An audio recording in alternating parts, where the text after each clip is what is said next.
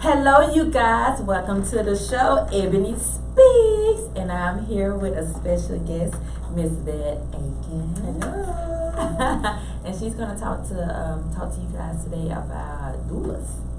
That sounds like a very, very interesting word. She's gonna talk to us today about doulas and the importance of them. First of all, tell us exactly what a doula is. So, and I know a lot of people out there don't know exactly what a doula is, so she's going to talk to us about that, tell us the benefits about it, give us a little background about it, and we're just going to have fun and send your questions. We're going to be able to answer some questions throughout the show, so just send us some questions, and everybody just relax. Don't relax if you're driving. No.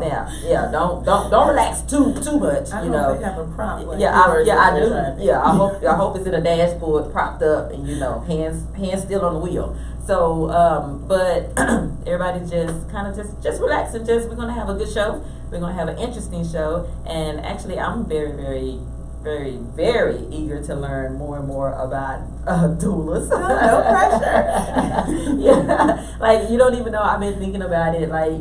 Ever since I asked you to be on the show, and I've just been like I said, I've been going and researching myself on it because I was like, I'd never even heard of one. I know. Now I have heard of the term midwife, but I found out that there's a difference. Right. A lot of times that's the case. You think, midwife, doula, that's the same thing. There's not a whole lot of awareness. It is not. Yeah. It is not. You do have to search and find out about it, but that's why you're here today, so you can bring awareness and attention to doulas. Because in my research that I have found out, doulas are very, very important.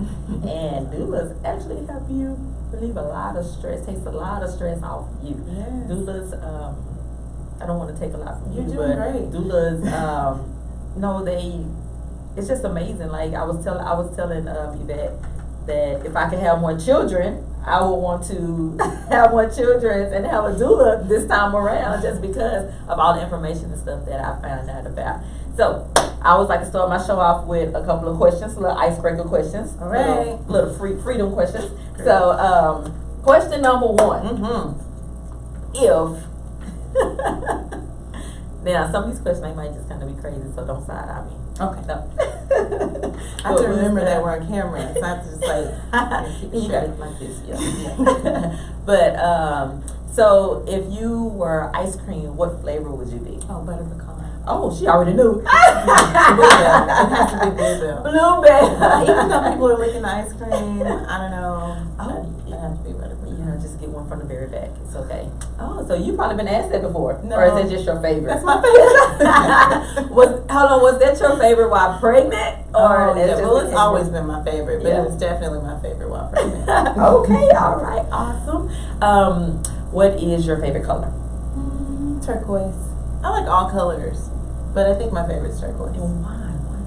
It reminds me of the ocean, like turquoise waters. We don't have any beaches in Dallas. No, we don't. I feel like that's the most lacking thing in our city. It's such a great city. If we had an ocean, we'd be like extraordinary. Let's just make us an ocean one day. Yeah. I need to talk to mayors or something. We need to get somebody bring us the beach.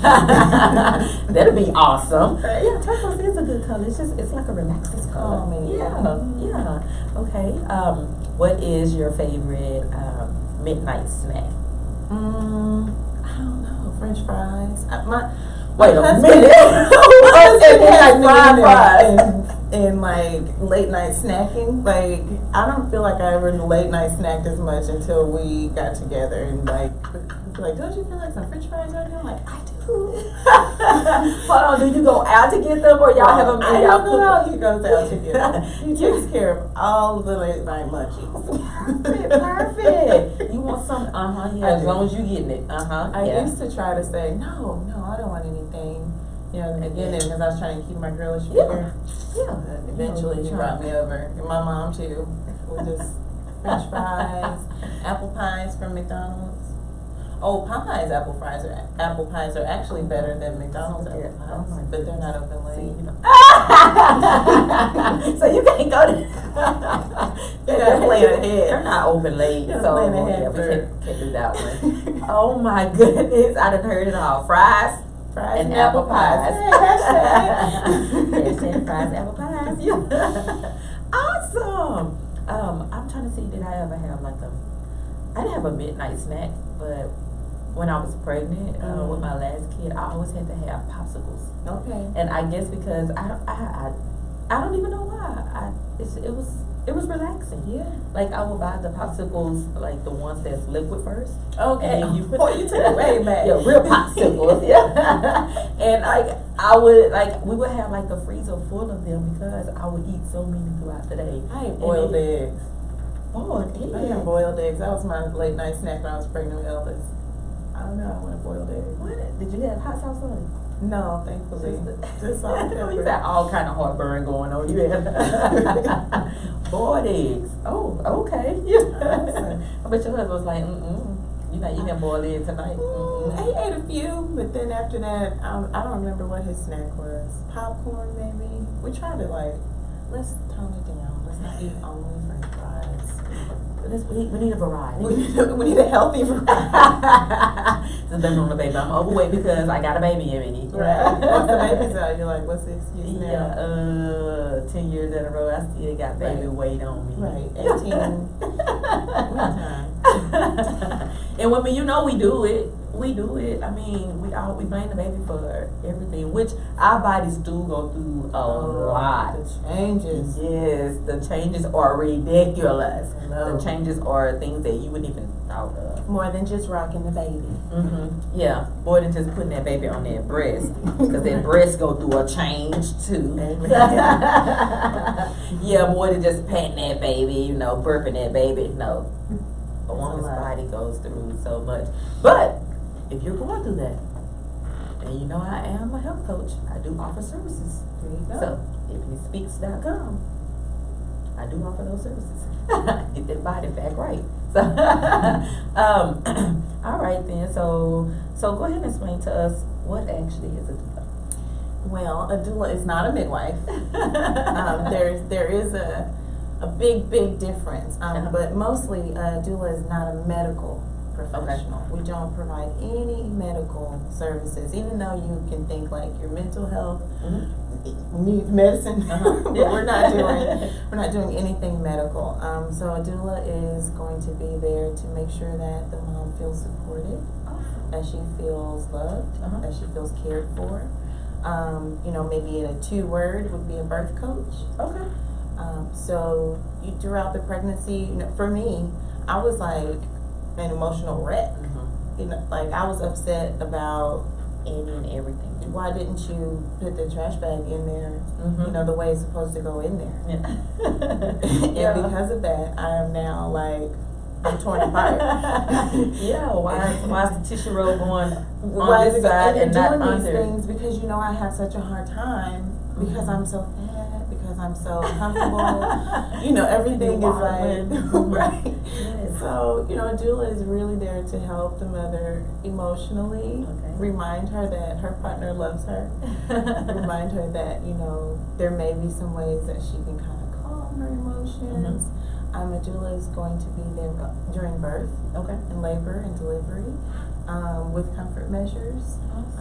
Whether you're birthing naturally or you're birthing with medication, a doula can help you, with those things.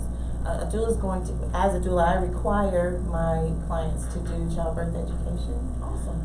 So that they can learn about all the things that their body is going through, that's going to happen when they're in labor, what's going to happen when they're delivering, and then once they know, all of those things, and I'm there to remind them, remember in childbirth class you learned about, induction. And so at this time, how do you feel? What are the risks? Cool. What are the benefits? What do you want to do?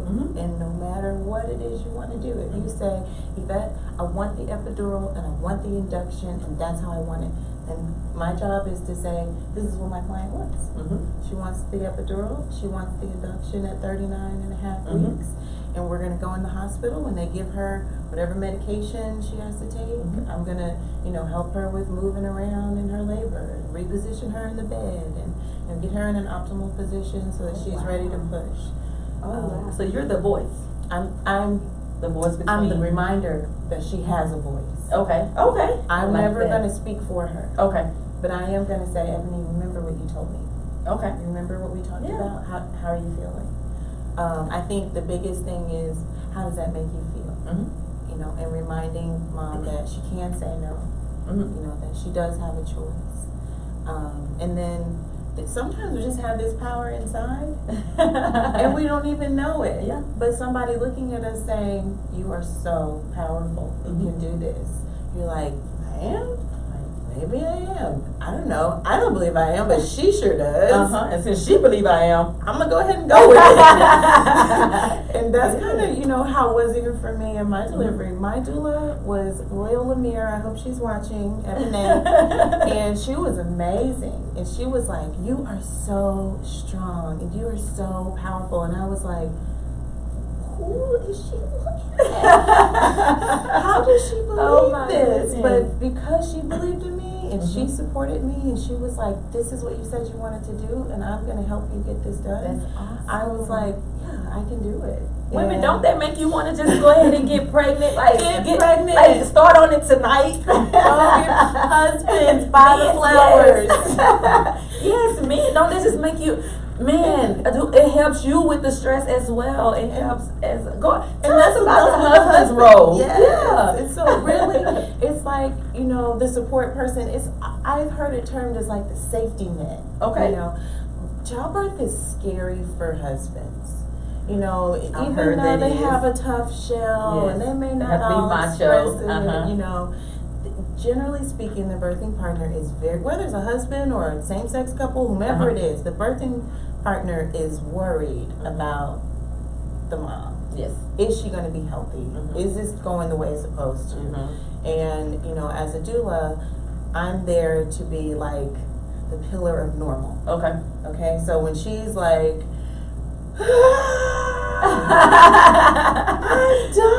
and that is the exact face. That is the face. That is. I want to kill everybody. I don't know. Then he can look at me and be like, okay, she's calm. Like, she is not losing it. So, are we good? And I say, yeah, no, we're fine. Everything's fine. She's not going to kill anybody. And he's like, okay. My job is to make sure that the partner and the birthing person are the closest. And when you're going through labor, oxytocin is the hormone that you want flowing. It's the good flowing hormone. It is present in laughter and orgasms. Yes. This is the happy juice. So I am not orgasm juice. Yes. I am not the one usually that is going to get oxytocin flowing for mom. But I know the birthing partner usually can. And so, saying, hey, why don't you go try the hip squeezes that we talked about and learned during our prenatal sessions? Or why don't you rub her back? Or, because he's looking like, there's nothing I can do. What can I do? Is she okay? And, I'm really there to support him. And I'm glad or in you the said C-section. And I'm glad you said that, like with the father going and rubbing, because in some situations, without, like how you were saying, you advise him to go to birthing classes and get educated, because a lot of people, women, whenever we are giving birth, we don't want anyone to touch us. Right. And you have to establish that. There are other ways. Maybe water. I was in the tub for the majority of my labor, and the water has some kind of magical healing power. That the contractions start, and you start pouring that water, and it's like, wow. I mean, maybe that's why I like turquoise too. But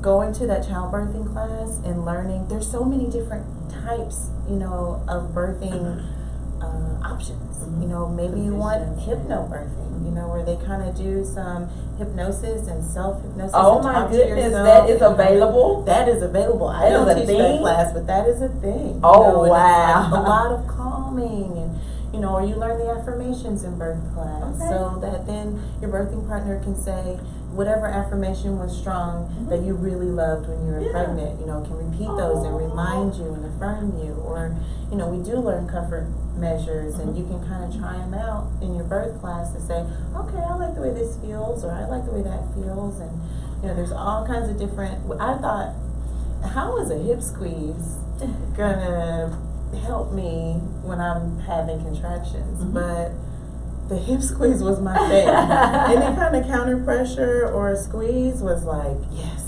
And especially, so, and your husband was the one that did it, not so much as My husband did it. My doula did it as well, but, you know, they kind of were like a tag team. You know, she was like, Corey, get in there, you know. Look, I think what you would like right now is this. And when it got to the thick of it, and I was like, never mind to everybody, with a lot of, I didn't cuss until it was time to push. But I was like, they were like, get Corey. And Corey had to come tell me, like, babe, we gotta go take these stairs. We need to walk up the stairs 2 at a time. And I was like, I don't want to walk up the stairs. And it was but it taught him how to be calm. Taught him how to comfort me and kind of like ease him. And so, you know, it can be it could be a double-edged sword, because a lot of times the birthing partner is usually the financial decision maker.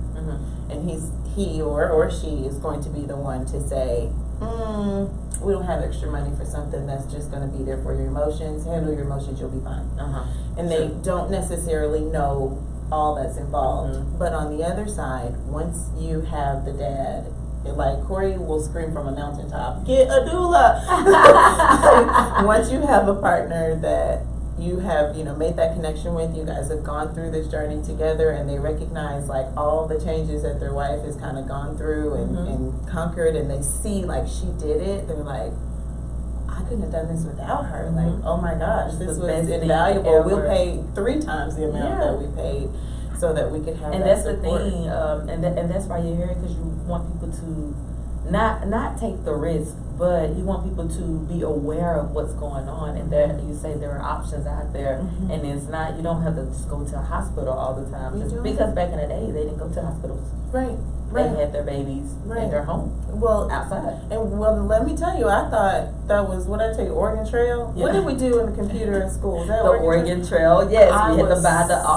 I thought that having a doula and a midwife was definitely something that happened like off the Little House on the Prairie, for sure.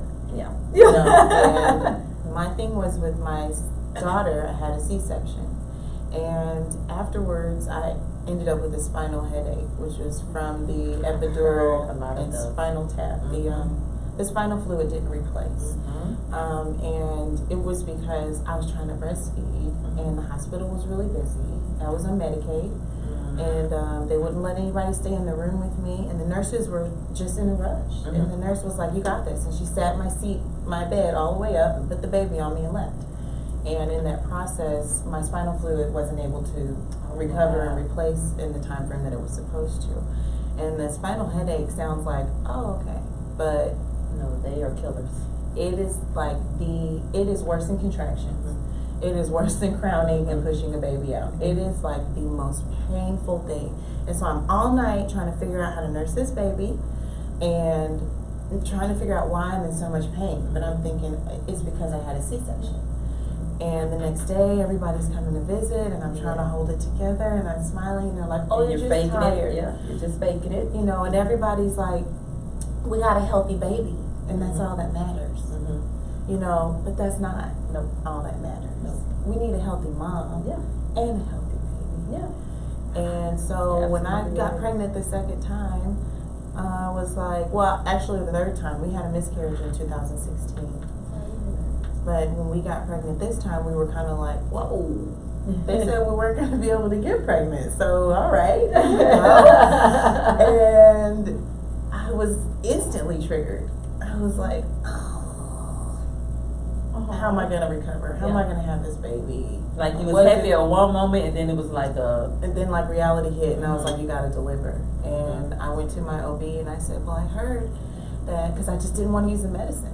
And I was like, I know it's going to hurt. I know it's going to hurt, but I can do anything. I can do anything, right?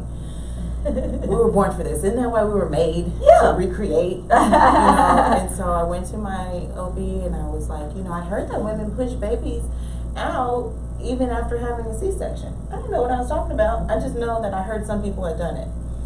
And she was like, well, that's called a VBAC, and you have a vaginal birth after having a cesarean. But they don't teach that. But they don't teach that. Right. She said, they will not tell you that. I mean, women do have it, but I'm going to have to look at your records and see where your incision was made. And I need to see how your tissue, you know, healed. And I need to let you know, like, I have to tell you all the risks. And she starts telling me, like, death on the table and, you know, uterine rupture and you could bleed out. And, you know, all these great big risks, and it was similar risks to what they told me with the spinal headache and the epidural, and I was like, maybe I need a different doctor. You know, I'm looking at her and I was like, okay, great, thank you. And don't be afraid if you're not comfortable with a doctor. Yeah, right. Well, and I was just choice. like, okay, you know, but at that point, it had to just be God leading me because I had always been of the mind that the doctors know what to do. Yeah, of course. You know, you listen to the doctor, they're the experts. Yeah. You know? Yeah. But I went to a friend of mine, and she was probably about 8 months pregnant. And she was like, oh, I've got my birthing tub. I just ordered it. And I have a doula and a midwife. We're actually delivering here in the home. And I was like, well, first of all, this is not the Oregon Trail. You say in your home. I was like, Janelle, come on. Corey is not going for that. I don't know. We ain't missing them no carpet, no sheets, no. And you have to have the baby in the hospital because the hospital is who's going to take care of the baby. Yeah. You know, that's just the way it is. Yeah. So she was like, read this book. And she gave me this book. It was a faith-based book. It was Supernatural Childbirth. And it was clearly written probably like in the 50s. But it was really all about having faith for the birth that you want to have. So, and she was like, and call my doula. Oh, wow. And I was like, okay. So I didn't call the doula. Then I went to visit her again, and the doula was at her house. I was like, hey, hi. No, I've been meaning to call you. Yeah. And she was so kind, and I called her, and she said, well, you can interview different, you know, doctors. And she gave me a list of doctors. And she was like, you know, I'll tell you some hospitals that are, you know, VBAC friendly. And she had 3 vaginal births after cesarean herself. And so I was like, oh. And I said, well, where'd you have them? She was like, in a birthing center and at home. And I was like, huh? You know, so I'm reading on all of this, and I'm like, this is a real thing. You say, yeah, this is something that's real. You know, and Corey's like, hospital birth. I'm like, okay. So then we're interviewing, and then she said, well, you can interview midwives. You have some midwives that will join you in the hospital. And I'm like, okay. But the more I researched, the more I just felt, I was like, Yeah, that was a question. So why did you choose a doula versus a midwife? I had both. Oh, okay. I have both. The midwife is the doctor. Okay. The midwife is going to deliver the baby. And are you required to have both, or you know, just have... you can do what you want to do. If Sure, you're at the right, hospital, now a lot of midwives don't have credentials to go be to in different the hospitals. hospital. Okay. So if you want a midwife in the hospital, you're going to really have to make sure you do your research and find one that has credentials. But that is a choice. And there are some doctors that have midwives that work in their clinics and in their OB clinics that are available during the pregnancy and during the childbirth. We did a home birth with my midwife and the doula. And you know, it really kind of just evolved as a choice. It was like, oh, maybe we're going to do the birthing center. It was really close to Baylor Hospital. So we were like, okay. For those just in case. Just in cases. So then she said, well, I was thinking, we were doing January. She said, well, I was thinking that I was going to close the birthing center in December, but I'll keep it open just for your childbirth. And I said, okay. And then we got closer and closer. And I got a Beyonce, baby. You keep it open for my birth. What? Christine was amazing. And then we got to a point where it was kind of like, I was just getting, I don't know if I was getting more and more educated, and I took my childbirth classes, and as I learned about the process of labor and what was happening and like how to keep mom safe, I was like, I'm gonna have this baby at home. And I felt like I didn't trust myself to say no to the medicine. I felt like when I got to the hospital and they said, you need epidural, you're in pain, we'll give it to you. And I was gonna say, yeah. And I said, well, you know what? If I eliminate the option and I trust and believe, I'm gonna be fine. That is awesome. And so we had that baby at the house. You didn't have to pack no baby bags, no nothing. Listen, because I'm an overpacker. I didn't have to pack a bag.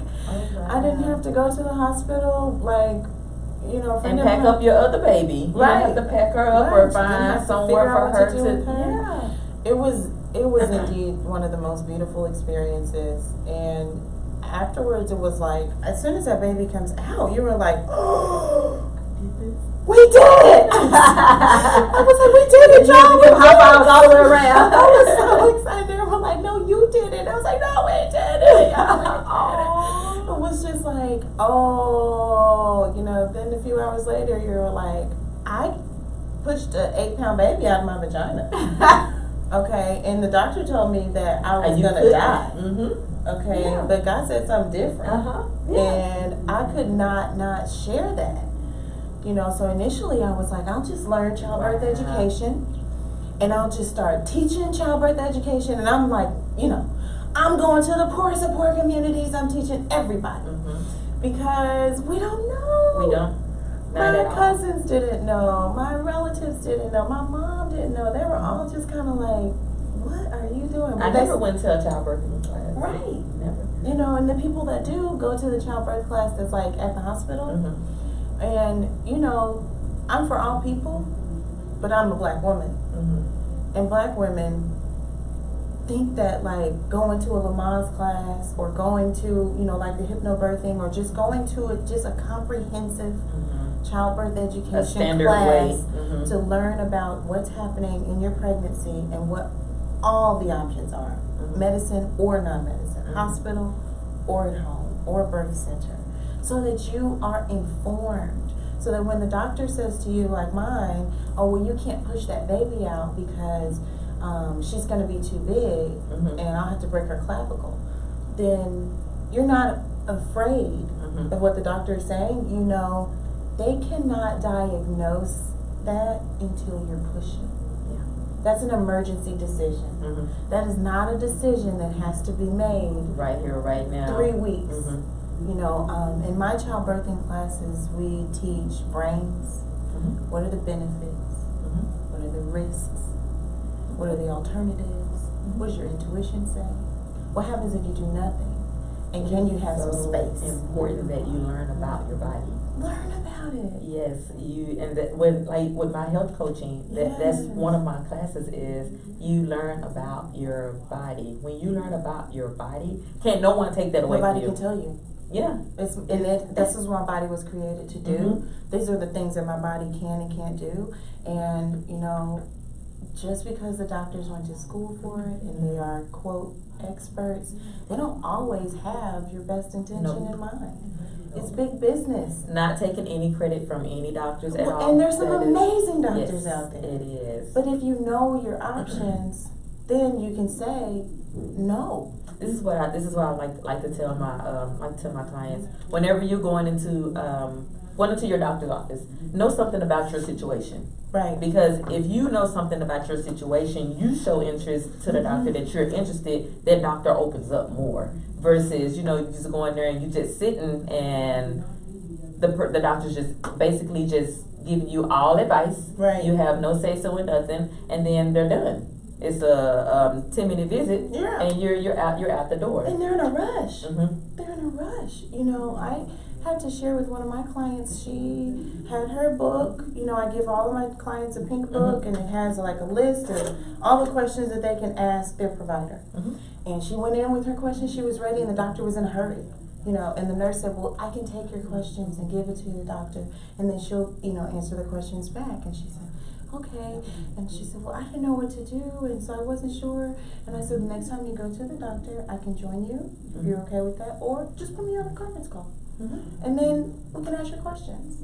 And I'll support you. Because sometimes it's like, in plain terms, it's like you went to a restaurant, you want to complain. But maybe your sister that's with you was like, oh, they're gonna spit in my food. So you're not gonna complain because you don't want to ruffle any feathers. Yeah. And you just kind of keep it to yourself. Or you're at the doctor and you want to be like, no, you have to answer these questions, but you don't want to be that girl. Yeah. But if you have somebody with you that's like, we're gonna complain because my chicken was cold. Then you're like, yeah, you're right. And then you talk about what was wrong with your chicken. If you have somebody with you or somebody that supports you and makes you feel like what you feel you're empowered matters, and you need to go ahead forward with asking what you feel, and the doctor has to answer your questions, or we can start looking for a different provider because maybe that's not the best fit. There have been women that are seeking doctors and changing doctors up to 30 and 32 weeks in their pregnancy. But you have to get someone that you're comfortable with. Yeah, and we're made to feel like, oh God, it's too late. I can't switch doctors now. And yes, because I've been to this doctor this whole time. Yeah, you're absolutely right. Because you continue going to that doctor just because of the fact that, like you say, you've been going to them, so you're comfortable. Yeah. In a sense, you're comfortable with whatever nonsense they've got or whatever wonderful they've got. Like that's your norm. They're the doctor, so they know everything, and so and you're okay with that to a sense, right? But in the back of your head, you're not really okay. You're just quiet. You're just quiet. Whatever you have, and you think, this is not my field. So that's for me, the education is like. It's huge. It's number one. Like you have to get this together. Like when I with my mental coaching, like you have to get this together. This up here has to be together before you can do any and everything. And like you were saying at first, you felt like you couldn't do it. Yeah.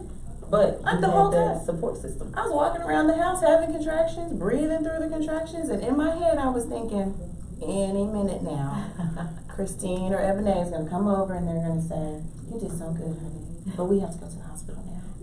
I'm so sorry, Because you're giving birth at home, and that was not your normal way of giving birth or knowing to give birth. But the whole time they were right behind me. At one point, my midwife stopped and she looked at me and she was like, "Look in my eyes." And I looked in her eyes and she was like, "You can do it." And I was, that strength was like, I have women around me that believe in me, that believe I can do this. My husband is right here. He's believing I can do this. My mom, my godmother, the dogs. They looking up at mama. Everybody was like, they're supporting me. And I was like, oh my gosh. And that feeling of like, then you did it? Yes. Honey, I could probably walk down 635 at this point. Like, I'm just that powerful. You said you can Erica Badu it right now. Yes. Absolutely. And you should feel that way because you was able to do something that someone said you couldn't do. Absolutely, and conquer that fear. Yeah. And that's one of the things, like, I don't know, but for me, personally, if someone say I can't do it, I want to prove you wrong. Oh my gosh. Like, I gotta do it now. Yeah. Now, unless it's like jumping out of a plane, you say I can't do it, then okay. You're right. I ain't gonna argue with you, No thanks. But, you tell me, hey, you cannot do this. It's like, yes, I can. Watch. And the other part, as long as I'm in control, like, because I'm in control of it, so it's like, yes, I can.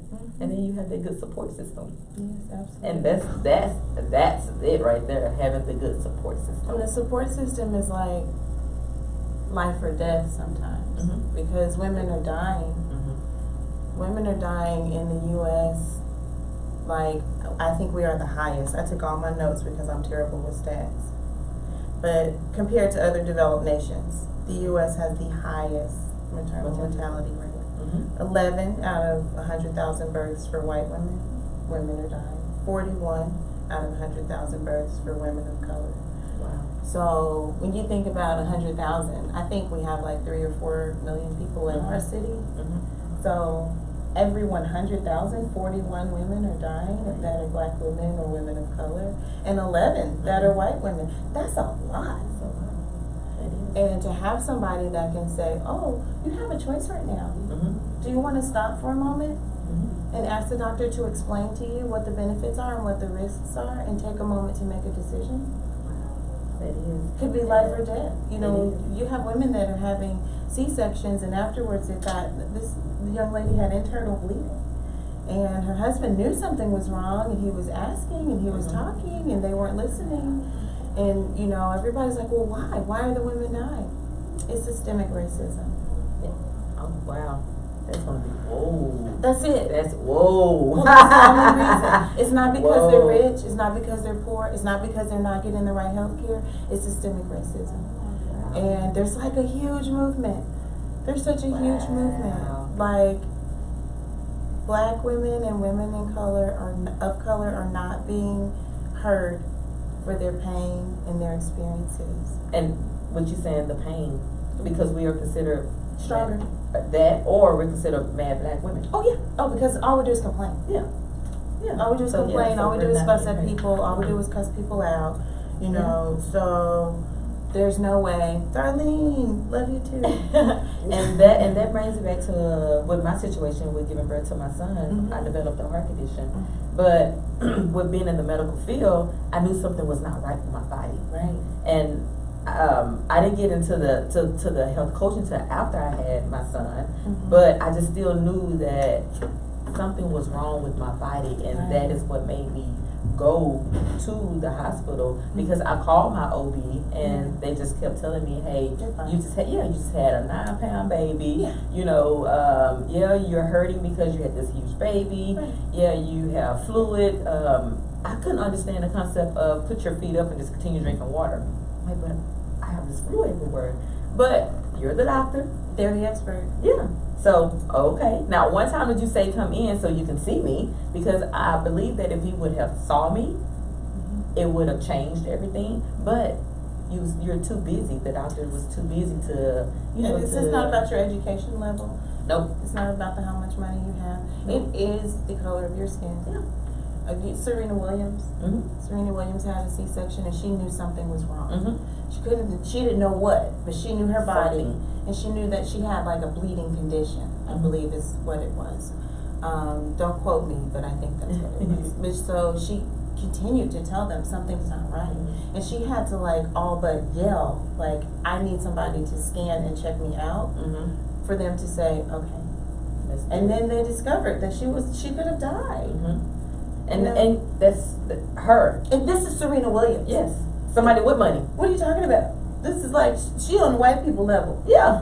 Yes. So you're just gonna bypass her, basically. So imagine, you or I. Imagine somebody who, and we're educated and of middle class. Imagine somebody that's a low income and doesn't know. And that's where and that's why I want to bring awareness as well to my heart condition. And I stand on that platform because I want people to be aware that it is a condition and it is treatable, but you have to be educated. You have to be educated. And you need to, that's why with my health coaching and my mental coaching, I teach you have to learn your body. You have, it was for a long time, I would have headaches all the time. This is before any of this happened. I would have headaches all the time. And the first thing I would do is go get a ibuprofen. Go get a Tylenol. BC powder. Excedrin migraine. And just medicate myself. But it wasn't until I started learning about my body and I started realizing, you're just masking it. Not even that. Or not even that. Oh, you know what? I only had about 3 cups of water today. Oh, I'm dehydrated. Let me guzzle down some water, and within minutes, after guzzling down my water, my headache is gone. So it's just little bitty things like that that I teach you throughout my coaching things that helps you to learn your body. You must learn your body. You have to learn your body. I mean, it's like, it's the bare minimum. It's the bottom. You don't have to hire a doula. No. I don't want to say that too loud because I am now accepting new clients. But you do have to take a childbirth class. As women, even a woman that doesn't want to get pregnant, you need to find somebody that can educate you about your body. Oh my what is your body going to go through? Even without childbirth. Your body goes through so many changes, and healthy people are happier. Happy people. I haven't been this happy since. I mean, not saying my life has been bad, but it's like you go through the I'm trouble. just so like I don't let stuff bother me as much anymore because you're healthy. Yeah. And healthy people like to go to work Yes. They want to go to work. They want to do their job. You know, Yes. they want to talk to their coworkers, and if they Yes. don't like the job that they're in, they're healthy and happy enough to say, you know what, I may need to make some changes. Mm-hmm. Instead of just dragging in and Yes. being miserable on everybody else. Yes. Healthy, happy people say, whew, this is not my environment. This is not good for my health. Yes. You know, so I'm stressed out every day when I come here, and they start noticing they're this stressed is not out. good for me. Yeah, and And they start switch it. thinking, they stop working at Burger King yelling at people all the time. You know, I don't know. It's just, I think it's all starts at the very base foundation of just being aware of your body. Mm-hmm. Being And you can't aware. expect someone else to know about your body if you don't know about your body. Don't allow the doctor to be the expert on you. Mm-hmm. You know, was it you that said when you go to your doctor, your doctor says, I know that you're going to tell me everything anyway. Mm-hmm. Or yeah, so when I go to the doctor, I always tell my doctor, I say, I know you're the doctor, but, and then she listens, she's like, so, and she always giggles, she always says, so what do you think it is? And like with my kids, they would have strep throat all the time. Okay. And I started figuring out that whenever I would see a rash on them, I already knew. I was like, oh, it's the strep throat. Even no other symptoms. Yeah. I would just see like they're walking around like their shirt off, and I see this little rash on their stomach, and I'm like, they're coming down with something with that strep throat. A couple of days later, the symptoms have came about. They're complaining about their throat. They have a fever. Go to the doctor. It's strep throat.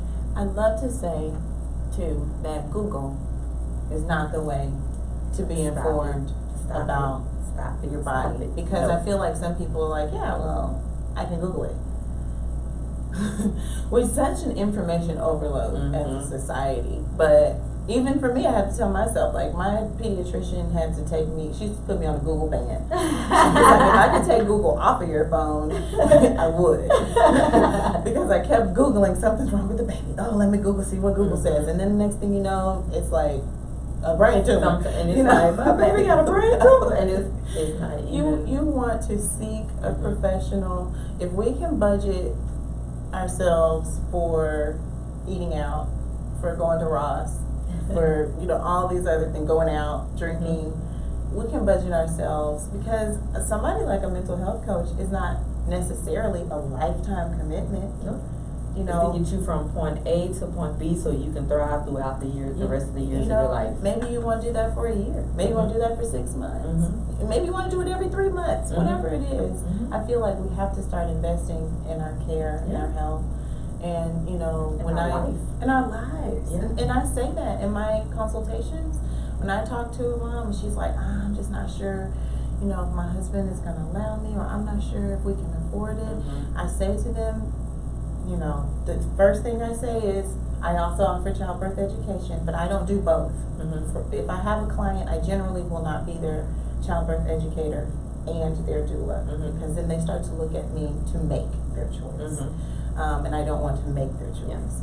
But if you don't want to hire me for a doula, maybe you want to hire me to do a private class for you and your husband for childbirth education. Just some education. So that you know how to empower yourself.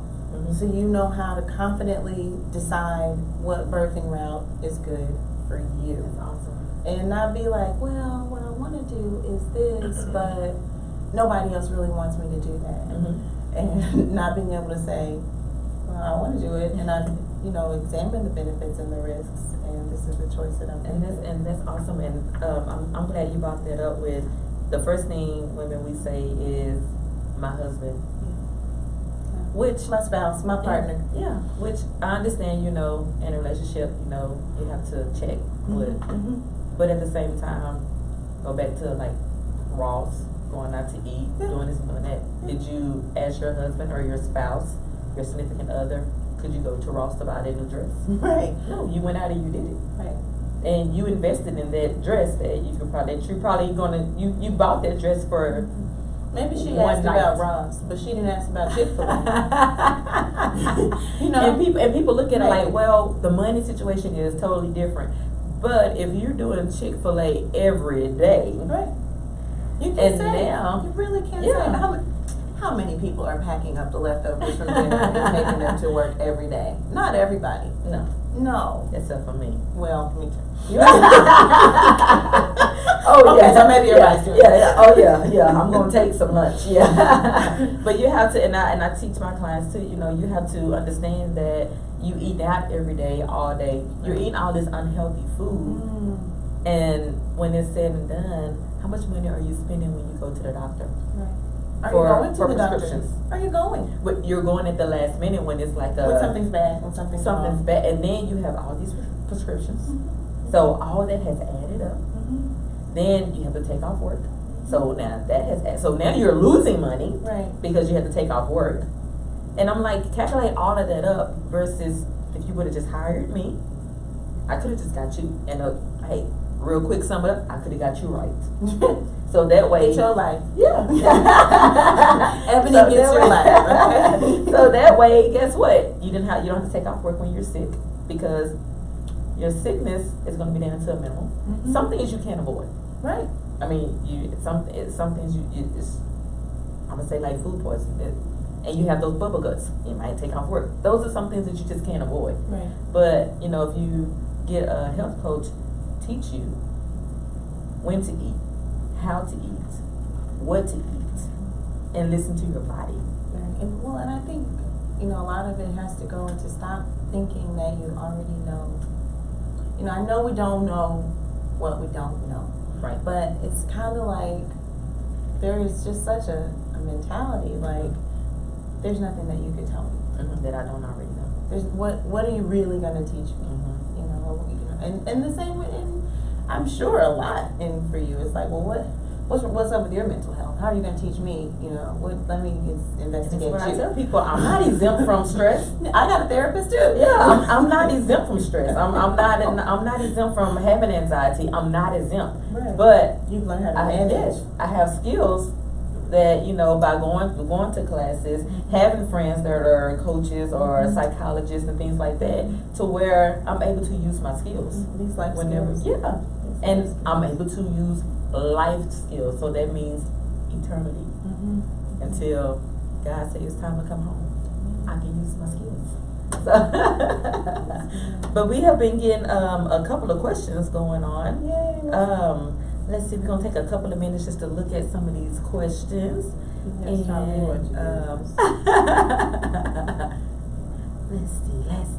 see. Keep the questions coming.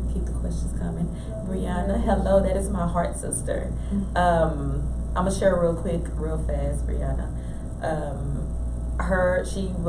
She developed heart condition, postpartum cardiomyopathy or peripartum cardiomyopathy. Wow. She developed it, and she's bringing awareness to it as well. Okay. And she actually had a sister pass away from it. So my heart goes out to her. She is so strong, and she stands so firm to bring awareness to this condition. It's her life battle now. Yes. Yeah. It is, and she goes to war with it. And she does. She's always on Facebook and stuff, posting things about it. So that's a little side note. Check her out, Brianna Henderson.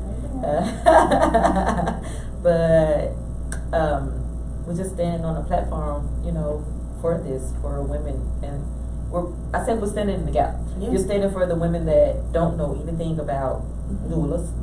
They only think that you have your babies in the hospital. And they don't know about their bodies. Yeah, and that was me. You have your babies in the hospital. That was me.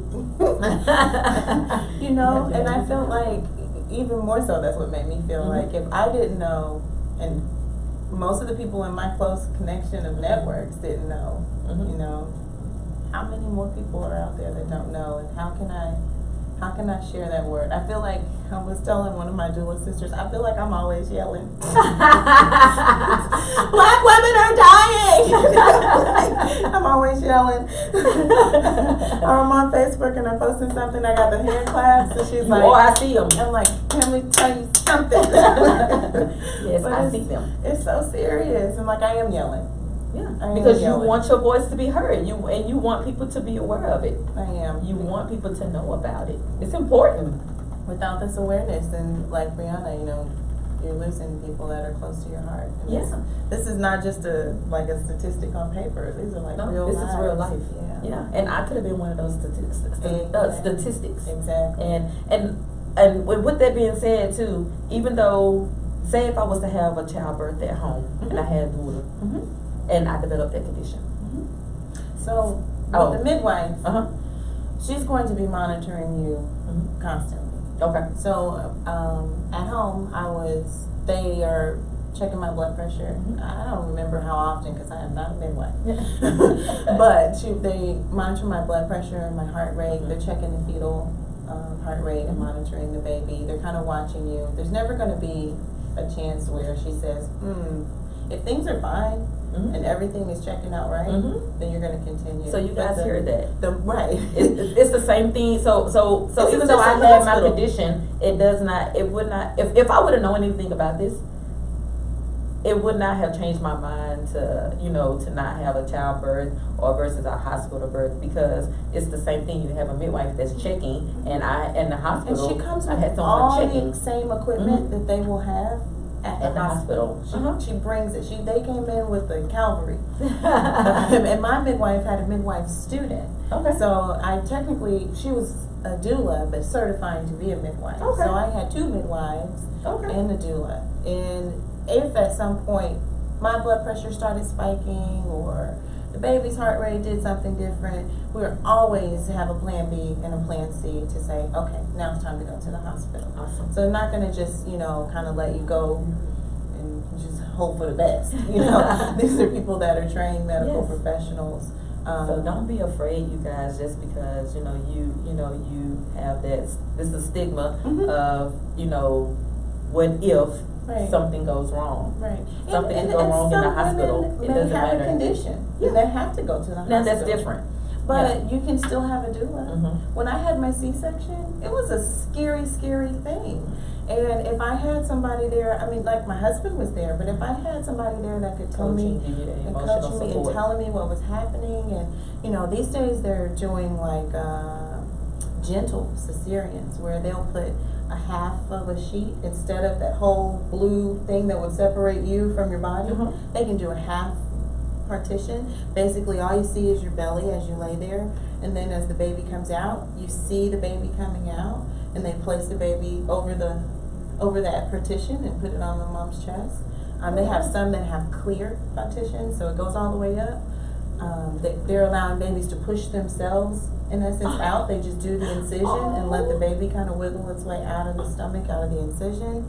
Sometimes you have the little stubborn ones who get comfortable and they don't want to go out of there, baby. But there's so many options, and it's just like we are saying. I feel like we're broken record, but the base of it is going back to learning your options so that you can make a choice. Not just saying, okay, I'm going to the doctor. The doctor's gonna tell me everything. I'm gonna do what the doctor says. Like, learn about it. If I could have had a doula, that would have been great for me. That'd been great for my husband. He walked in, they had already cut me, and they had forgotten to bring him back for the C-section. And he looked, and I was like bleeding, and he was like, oh my God. And he came over to the other side, and I was like, hey. He's like, what is going on? Oh my goodness. Why do you feel okay? But clearly, he needed a doula. So, so that she could be there to support him. Because in the C-section, a lot of times, my support is mostly for the partner. And saying, she's going to be okay. Everything's going to work out. And, we're going to monitor her closely. And if we see anything that seems strange, I'm going to make sure that you know who to talk to. And I'm going to go find the doctor so you can talk to him, or, whatever the case may be. Helping mom bond when the baby comes. Helping mom breastfeed. Black women do breastfeed. Yes, we do. We do. Black women do. Black women make milk. Yes, we do. All women make milk. Yes. And guess what? Black women make chocolate milk. I'm just saying. But, and you don't have to do it for a year. You don't have to do it for 2 years. But, you have the ability to do it if that's something you want to do. And there's somebody that can teach you and help you. A doula is going to be your community resource. I know the lactation specialists that can come to your house. I know a lactation specialist that takes insurance. You hear that? People that just come to your house, you can do stuff in the comfort of your own home so your baby don't have to get out and be exposed. Our pediatrician does home visits. Yes. So our first check-in for the baby when he was born, I rolled out of bed, I went and made some coffee, and my mother and my aunties were making breakfast. The pediatrician came, and we sat on the couch and had coffee and talked about what was going on. You don't have to be a millionaire to get these services. It was not $1 million. I paid her about $120 a month. And that's the thing, people think that you have to be a millionaire to get treated like royalty. Well, everybody's like, oh, well, doulas are for rich people. No, they're not. Doulas are not for like the average person. Rich people need that. This is not a found rich out. people service. We just found out. It's not for rich people. This is not. You know, and I always say, you know, even to my clients, like, don't let the finances be what keeps me from being able to provide you with care. Let's talk about it. If you get the contract and you're like, ooh, I can't afford that, then let's sit down and talk. You know, with every client, I have money given so that I can afford to lower the rate for a mom that's experiencing financial hardship. Men, you need a doula. You need a doula. Oh my goodness. The husbands need the doula more than the wives. I'm telling you, because the wives are like stressing husbands out. Yes, and they looking like, I don't know what to do. Somebody talk to me.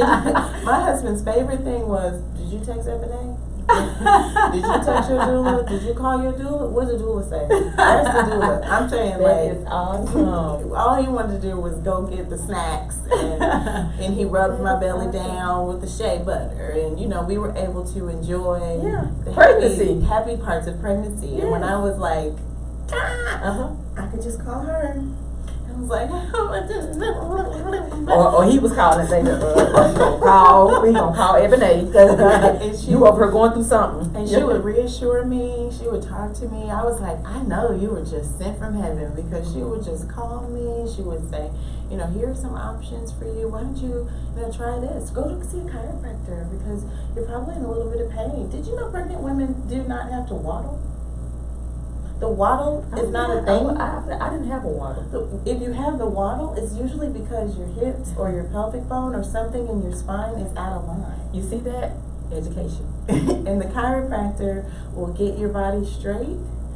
The chiropractor can help with positioning the baby. If your baby is not facing an optimal education on top of education. The chiropractor will help with that. And I was like, what? Chiropractor changed my life. It became my best friend. What? The best. So, with that all being said, a doula is very important. Doula is very important. Doula is very helpful. A doula is very helpful. A doula will relieve stress. A A doula makes a happy pregnancy. Yes, a happy spouse. Yes, a doula helps you to just enjoy the life that you're bringing into the world. Mm-hmm. And really find that power that lives inside of you that, you know, maybe you don't know is there, and have that person that can support you and say, I believe in you. Wow. You're cared for, you're loved, you're capable. You guys go out and get a doula if you're thinking about having a baby. If you're already pregnant, it's not too late. If you're trying to conceive, I can help with that too. Look at that. And there's also, even if you have already had a baby, there's postpartum doulas. There are postpartum doulas that can come support you and help you in the first, or what they call the fourth trimester, and all the things that you're going through. So go out and get a doula. You can reach Ms. Yvette Akins on Facebook. Yep, Eve Birth Services. You have a phone number you want to give out? Sure, 214-532-5025. This is the doula that you want to have. If I'm not a match for you, I've got a whole network of doula sisters, all colors, all denominations, all races and religions. I don't think that we should be competitive. If I'm not a fit, I would love to match you with a doula that's going to fit you and your family. That's awesome. And I am Ebonie Speaks. And you guys can reach me on my Instagram at Ebonie Speaks, Facebook Ebonie Speaks, www.eboniespeaks.com, Ebonie Speaks at gmail.com. Hey, I am reachable. Services I have are the mental coaching for anxiety, depression, self-esteem issues, confidence issues. If you want to try to get that body back to where it used to be. I need that. The health issues, learning about different foods and things that's good for your body. And also, if you want to learn how to save a life with my CPR coaching, I'm I'm available for all of that. Until next time, see you guys later. Bye.